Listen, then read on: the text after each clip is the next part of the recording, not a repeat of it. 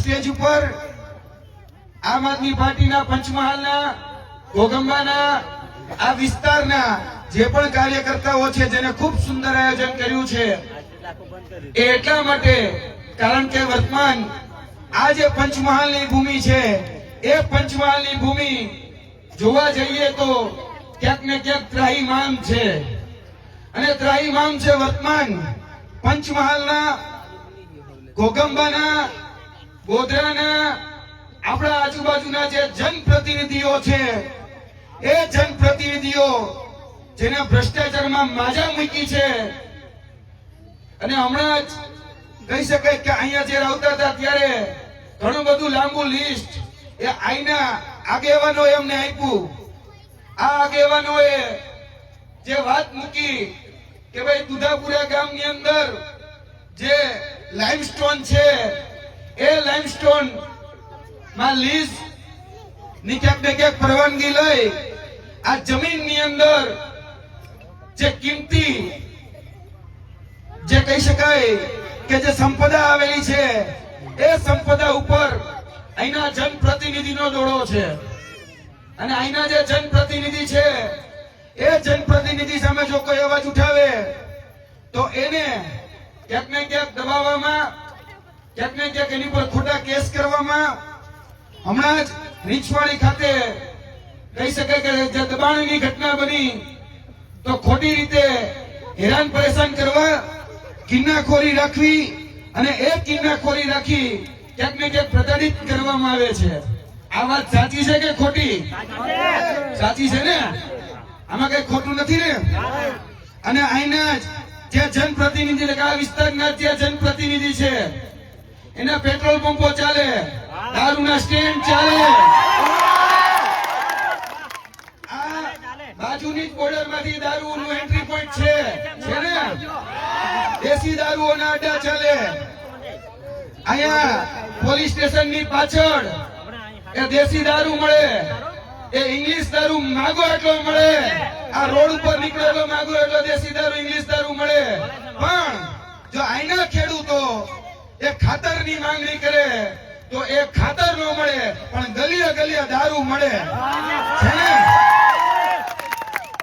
છે. આ જે રાજનીતિ છે એ રાજનીતિમાં પરિવર્તન લાવવા માટે, આ રાજનીતિમાં બદલાવ લાવવા માટે આ ભૂમિના એક હાવજ અને કહી શકાય કે આખા ગુજરાતનું ગૌરવ એ આદરણીય ચેતરભાઈ વસાવા, એ ચેતરભાઈ વસાવા જેને ડરાવવાના ધમકાવવાના બધા જ પ્રયત્નો થયા પરંતુ એને જેલમાં નાખવામાં આવ્યા. હમણાં જ તમને બધાને ખબર હશે કે એને 84 દિવસની જેલ થઈ અને શા માટે? તો કે એક કાચનો ગ્લાસ ત્યાં પડ્યો હતો. માયરો નો માર્યો તો બીજા નંબરની વાત છે અને હું તો એવું માનું છું જો માયરો હોય તો સામે વાળો મરી ગયો હોય, પણ માયરો નથી કારણ કે એ તો જીવિત જ છે. તો પણ ખોટા કેસ, ખોટા ગુના એની અંદર ક્યાંક ને ક્યાંક ફસાવાના, ધમકાવાના જે પણ લોકો અવાજ ઉઠાવે એને ક્યાંક ને ક્યાંક કિન્નાખોરી રાખી અને આ ભારતીય જનતા પાર્ટી એ હેરાન પરેશાન કરી રહી છે. અને ખાસ કરીને આદિવાસી સમાજના જે વિસ્તારો છે એ અંબાજીથી લઈ અને ઉમરગામ સુધીના, તેમાં તમે ગઈકાલની ઘટના જોઈ હશે. આજથી 2 દિવસ પહેલા અંબાજી પાસે આવેલું ગામ પાડલિયા અને એ પાડલિયાની ભૂમિ ઉપર જયારે આદિવાસી સમાજનું ઘર હતું એ ઘર તોડી નાખવામાં આવ્યું. એનો જે કૂવો હતો એ કૂવો દાટી દેવામાં આવ્યો જ્યાંથી એ ગ્રામજનો પાણી પીતા હતા. અને જોવા જઈએ તો અધૂરામાં પૂરું જે વન વિભાગના જે કર્મચારીઓ હતા એ કર્મચારીઓ એની સાથે પોલીસને સાથે લાવી લાઠીઓ વરસાવી, ટીયર ગેસના સેલ છોડ્યા.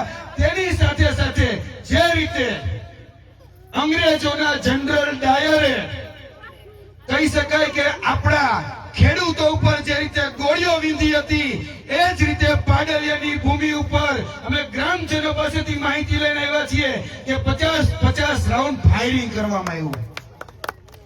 અને આ ફાયરિંગ આ તો ગનીમત રહી કે બહુ લાંબી ઈજા ન થઈ. અને અત્યારે જે ચિત્ર જે માધ્યમો દ્વારા તમારા સમક્ષ પીરસવામાં આવે છે એ ફક્ત ને ફક્ત એક તરફી ચિત્ર છે. તાલી કોઈ દિવસ એકાથે વાગે, વાગે નો વાગે ને? આ મેસેજ એ ભારતીય જનતા પાર્ટીને, એ પ્રશાસન તંત્રને, એ વહીવટી તંત્રને કહેવા માંગીએ છીએ કે પેલી તાલી વગાડવા માટે એ તમારા પ્રશાસન તંત્રના અધિકારીઓએ, એ વન રક્ષકના અધિકારીઓએ આદિવાસી સમાજ ઉપર અત્યાચાર કર્યો, એ લાઠી વરસાવી, એ ટીયર ગેસના સેલ છોડ્યા, એ 50 રાઉન્ડ ફાયરિંગ કર્યું અને એને ઉશ્કેરવાનો પ્રયત્ન કર્યો, ત્યારે એ આદિવાસી સમાજે પોતાના સ્વરક્ષણ માટે એ ક્યાંક ને ક્યાંક પ્રતિઘાત કર્યો છે. એટલે જે લોકો એવું કહે છે કે આદિવાસી સમાજ એ હિંસક સમાજ છે, જે લોકો એવું કહે છે કે આદિવાસી સમાજ એ ધમાલિયો સમાજ છે, આદિવાસી સમાજે ક્યાંક ને ક્યાંક હિંસા કરી, પણ ક્યારેય કોઈ એવું નથી કહેતો કે ભાઈ આદિવાસી સમાજને ઉશ્કેરવામાં આવ્યો.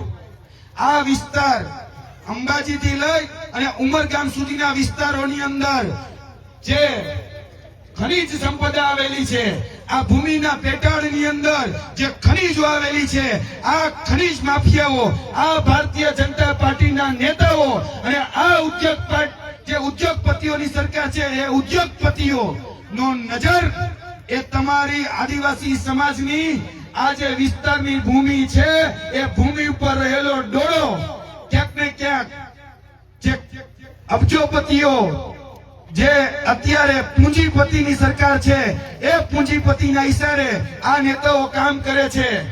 અને અહીંયા પણ આજ પંચમહાલની ભૂમિ ઉપર તમે પણ એ વાતના સાક્ષી છો કે ભાઈ કોને કહી શકે કે ટેન્કરો ચાલે છે? ખનીજ માફિયાઓ કોણ છે? અહીંના જનપ્રતિનિધિ એ ખનીજ માફિયા છે કે નહીં? આ ખટારા કોના ચાલે છે? અહીંના જનપ્રતિનિધિના ચાલે છે ને? અને અહીંયા જ બહુ દૂર નથી જવું, હજી 1 વર્ષ પહેલાની જ વાત કરું કે આપણે ગુજરાતની અંદર સરકારી નોકરીનું અમે તો નાય જ નાખવાનું. કેમ? કારણ કે ગુજરાતમાં સરકારી નોકરી આપણા વિસ્તારમાંથી આપણા બાળકને કોઈને દેવી હોય તો અત્યારે ગુજરાતની અંદર 13 પુલ ફૂટ્યા, 34 પેપર ફૂટ્યા, કારણ કે વગર વિચારે આપણે બધા 162 ને ચૂંટ્યા. એના પાપે અત્યારે ક્યાંક ને ક્યાંક આપણે ભોગવી રહ્યા છીએ. અત્યારે જોવા જઈએ તો આ બાજુમાં આવેલી પંચમહાલ ડિસ્ટ્રિક્ટ કોઓપરેટિવ બેંક એટલે કે પીડીસી, એ પીડીસી ની અંદર જો તમે નોકરી લેવા જાઓ તો પહેલી વહેલી તમારે જો ઓળખાણ વાત ચાલે, તેની સાથે સાથે બીજું જોઈ વગ અને 2 વગ, તો કે આર્થિક વગ અને એની સાથે સાથે રાજકીય વગ.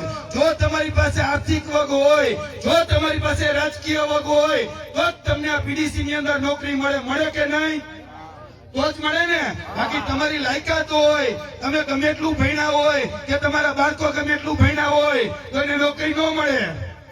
પણ અહીંયા જે સત્તાધીશો બેઠા છે, એ સત્તાધીશોએ અમને યાદ છે 6 મહિના પહેલા કે 14 ભરતી કરવાની હતી અને 14 જે લોકોને લેવામાં આવ્યા, એક જ સમાજના એક જ લોકોને લેવામાં આવ્યા, જે એના ઓળખાણવાદના, જે એના પરિવારવાદના લોકો હતા. અમે એની સામે કૌભાંડ ઉજાગર કર્યું અને એ ભરતી પીડીસીએ રદ કરવી પડી. આ પંચમહાલની ભૂમિ એ ખૂબ પવિત્ર ભૂમિ છે. પંચમહાલનું બાળક, પંચમહાલનો યુવાન, પંચમહાલની મહિલા આજે એ પોતાના સ્વ વડે ઊભું થવા માંગે છે. પણ અહીંના જે રાજનેતાઓ છે, અહીંની જે જનપ્રતિનિધિઓ છે, એ જનપ્રતિનિધિઓ અહીંના લોકોને ફક્ત ને ફક્ત ગુલામ બનાવવા માટે જ ક્યાંક ને ક્યાંક રાજ કરી રહ્યા હોય એવું સ્પષ્ટ દેખાય છે. ખોટું બોલું છું કઈ? આ લોકો જે આ ભૂમિ છે, એ ભૂમિમાં અત્યારે સૌથી વિકટ પ્રશ્ન આવીને ઉભો છે. કહી શકાય કે આપણા ઉત્તર ગુજરાત થી લઈ રાજસ્થાન, હરિયાણા અને છેક દિલ્હી સુધી રહેલો જે વિસ્તાર એટલે કે અરાવલી, એ અરાવલી જે છે, એ અરાવલી ઉપર હવે ઉદ્યોગપતિઓ છે, ઉદ્યોગપતિનો ડોળો ગયો છે. અને એ ઉદ્યોગપતિઓને અરાવલી પર્વતમાળાની હેઠળ જે આવેલી જે ખનીજ સંપદાઓ છે, એ અમૂલ્ય એ ખનીજ સંપદાઓ એ જોઈ છે. ત્યારે એ નેતાઓના ઈશારે અત્યારે જજમેન્ટ આપી અને એવું કહેવામાં આવ્યું છે કે 100 મીટર સુધી ઊંચી જે હારમાળા હોય એ જ હવે અરાવલીનો ભાગ ગણાશે, બાકીનો અરાવલીનો ભાગ ગણાશે નહીં. એટલે કે આ જે પર્વત, આ જે કહી શકાય કે સેંકડો જે નદીઓ છે એનું જે ઉદ્ગમ સ્થાન અને ઉદ્ભવ સ્થાન રહ્યું છે, સાબરમતી નદી હોય, બનાસ નદી હોય, લુણી નદી હોય, એ બધી જ નદીઓ અહીંયાથી નીકળે છે. અને આજે ક્યાંક ને ક્યાંક એ અત્યારે પોતાના અસ્તિત્વ માટે એ લડાઈ લડી રહી છે. તો આપણે બધાની ફરજ છે કે આપણે આ જે હારમાળાઓ જે દેખાય છે એ હારમાળાઓ હવે બચાવવી પડશે. કારણ કે પર્વત બચશે તો યાદ રાખજો કે આપણું અસ્તિત્વ બચશે, પાણી બચશે, પાણી બચશે તો ખેતી બચશે, અને ખેતી બચશે તો આપણા બધાનું જીવન બચશે. એટલે વધારે વાત એ નથી કરવી, પણ આવનાર દિવસોની અંદર આ પંચમહાલની અંદર એ જિલ્લા પંચાયત, તાલુકા પંચાયત, નગરપાલિકાઓની ચૂંટણીઓ આવી રહી છે. તો તમારામાંથી જ તમારું મજબૂત નેતૃત્વ ઉભું કરી તમારા પ્રશ્નોને જે રીતે આદરણીય ચેતરભાઈ વસાવા વિધાનસભાની અંદર ગુંજાવી રહ્યા છે એ જ રીતે આપણા જ વિસ્તારમાંથી આપણો જ પ્રતિનિધિ એ નગરપાલિકા હોય, એ જિલ્લા પંચાયત હોય કે તાલુકા પંચાયત હોય, એમાં એક સિંહની જેમ ડણક કરી શકે, એક હાવજની જેમ હાકલો પડકારો કરી અને પોતાના પ્રાણ પ્રશ્નો રાખી શકે એવા વ્યક્તિને ચૂંટવા માટેનો સમય આવી રહ્યો છે.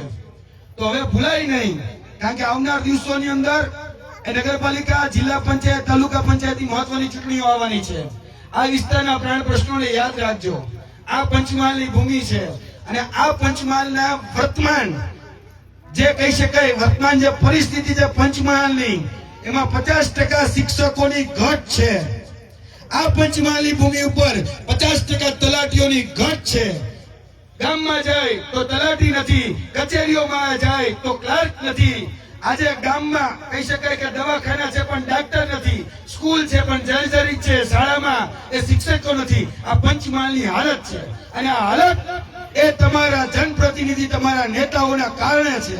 તો આપણે બધા હવે પરિવર્તન લાવવાની આ જે મુહિમ છે એ મુહિમમાં આગળના દિવસોની અંદર જે રીતે આદરણીય ચેતરભાઈ વસાવા એ ડણક દઈ રહ્યા છે એ રીતે આપણે પણ એ ડણક દઈ આપણા વિસ્તારના જે પ્રાણ પ્રશ્નો છે એ પ્રાણ પ્રશ્નો એ હવે એ તાલુકા પંચાયત, જિલ્લા પંચાયતમાં ઉપાડવાના છે. એટલે વધારે વાત નથી કરતો, હું મારી વાણીને વિરમું છું. બ્રિજરાજભાઈ જેટલો આક્રમક નથી બોલ્યો, પણ કહી શકાય કે જે તમારા અમૂલ્ય